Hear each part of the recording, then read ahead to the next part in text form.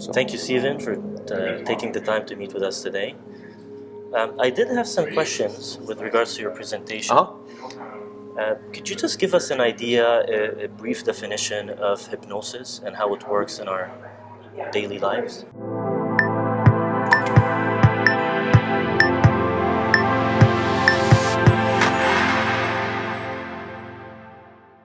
So yeah, it's good that you asked that question because I teach the Silva Method because Jose Silva created this program, but he studied everything from meditation to hypnosis to, he did past life regressions, he did all kinds of different things. And the way that I would explain hypnosis from my perspective, is it's suggestion. So hypnosis is providing a suggestion, an idea, to our brains, which we want it to fulfill on. So hypnosis uses the same technique as, let's say, meditation. What it takes you deep into a level of relaxation, And in that relaxation, the hypnotist, the guide, will then ask questions to uncover content in your subconscious mind. Whereas in the Silva Method or in a meditation-based program, you're consciously going to this level and you're consciously asking yourself to access your subconscious mind.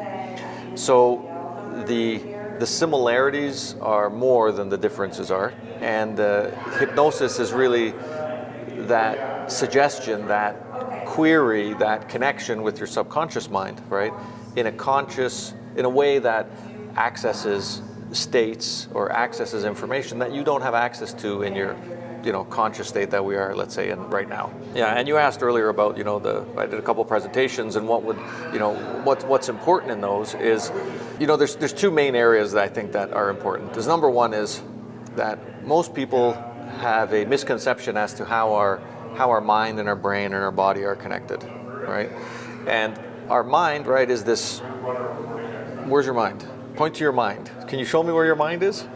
We don't know where it is, We have neuroscience and they're looking for it and they're making guesses, but you can't really connect it. You can't say where it is, So you got to go to like spiritual or esoteric practices, which have different ideas in the metaphysical world in terms of where the mind is, And that the mind is basically a common consciousness, or the mind is a connection with spirit or God, So our mind is what I want to say with that is that our mind is something way bigger than what science or neuroscience talks about. It's a much bigger, much more connected space. The other thing is our brain, Our brain is something which we often misinterpret, or we mix it up with mind.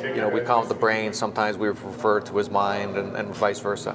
But the brain actually is it's a computer. It's a chip. It's a chip that's processing the information that it's getting from the mind, which is thoughts primarily, Thoughts. And it's using that, and it's partly a RAM chip, and it's storing information. It's partly a processing chip, which is processing information, and it has access to all the content that exists, Just like Google, you can search Google to get information from servers in Harvard to servers in Singapore. Your mind can access information through the use of the brains and connecting with the bigger consciousness when you know the tools on how to access that. And then finally, when you're thinking something, the mind does something, It creates something, whether it says, I'm going to go to Mars, Like Elon Musk, as my example today is like, Elon Musk wants to go to Mars. Why would he want to go to Mars, That sounds pretty crazy. It's all just red sand and rocks. That's nuts. But that concept, that idea allows for Elon Musk, to work in the real world, in the physical world, take steps toward creating the infrastructure, the rockets, the things that are needed to get to Mars, Which then benefits us here. So by having these crazy ideas, which are created in this mind, we process that, goes into the brain, says, all right, I want to get to Mars. Okay, well, you want to get to Mars, so how do I do that? Let's build a rocket. Okay, so then we got to build the rocket. And then what our brain does is, okay, I'm in this stage, I'm building a rocket, which means, okay, I need to do certain things. So it sends electrical signals, through our nervous system down to the body, and the body starts working, It starts fulfilling on those steps that we ask it to do. So our body, right? Whether it's we're looking for something, whether it's we're listening for something, whether it's communicating, whether it's doing work, whether it's using your brain for calculating things or creating a design of a rocket ship or whatever it is, right? Those electrical signals to the nervous system are the it's like the drive-by-wire. It's like the steering wheel saying, okay, we need you to do this, we need you to do that, right? And finally, there's this system, we call it neuroscience calls it the reticular activating system, right? Which is your brain's filtering mechanism. When you give it an objective, when you have an idea, I'm going to go to the hypnosis conference show, then your brain says, okay, what do I need to do? I gotta check the website. Do I need to get a ticket? What do I do? How much does it cost? Where's the location? Where do I park? Right? All these different things the brain's working through, and then the body then follows through with whatever it can when it has to. So, but the reticular activating system filters out the stuff that's not important, right? So if you're searching on Google, it comes up hypnotist conference, New York, no, that's not it. Hypnotist conference, San Francisco, no, that's not it, right? It gets rid of the stuff that's not essential in this situation. So that's one of the main, topics or the main content that I'm sharing is, hey guys, you got to do this. Figure out how it works. The second part of that conversation is, okay, so how do you increase your performance, right? How do you get more or better of what you want if you are currently in a state of, you have access, now you know that your mind, your brain, and how this all works. Okay, that's great. Now what? Like, how do I use that? And the next big step for most people, I think, is, where to start is, well, let's get clear about what I'm thinking. Because whatever I'm thinking, whatever is in this great consciousness, the conscious mind I have, and it's communicating to my brain, right? I'm sending it messages. So those messages, are they the right messages for me, right? Is my reticular activating system working to actually clean out the garbage, the stuff that I don't need?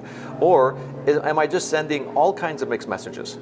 And when I'm sending mixed messages, which most of us are, until we actually start clearly thinking about something, right? Like whether it's a career path, right? Whether it's it's the courses I'm going to take at school, whether it's how to take the bus to get to my first job, right? Whatever that is, until that attention is focused, there's a lot of static.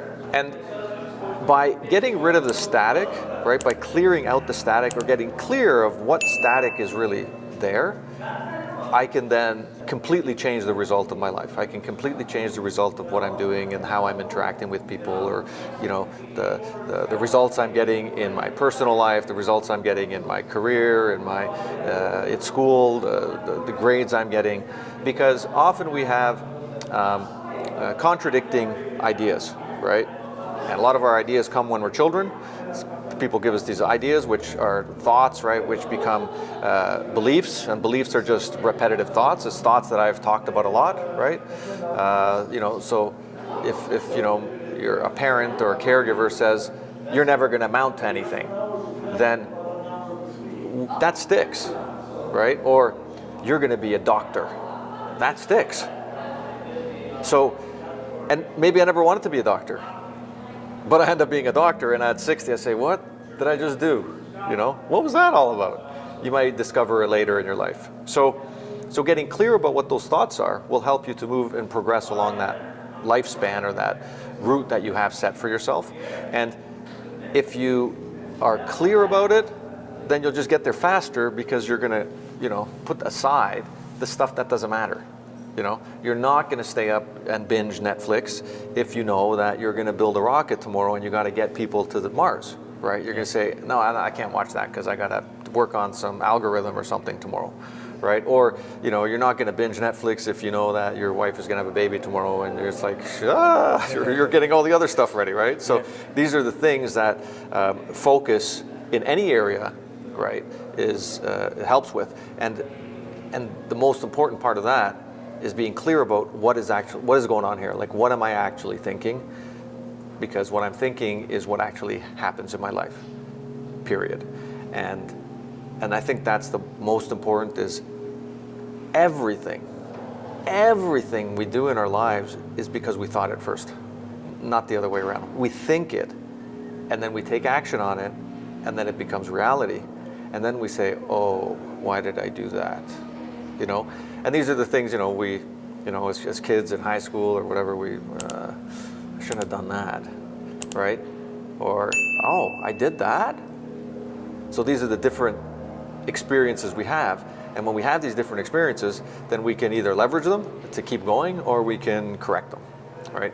So those are the two main messages. And whether you do it with hypnosis, whether you do it with meditation, whether you do it with the Silva Method, whether you do it with the journals, whether you do it with the psychologist, it doesn't matter, right? There's so many different modalities out there. What's important is that you keep going on that, because it's always going, it's always moving. It doesn't stop tomorrow, right? It continues day in and day out. If you would like to watch more videos like this, then please subscribe to my channel below. Once again, my name is Stephen Dobos, and you can download a free centering exercise. The information is in the description box below.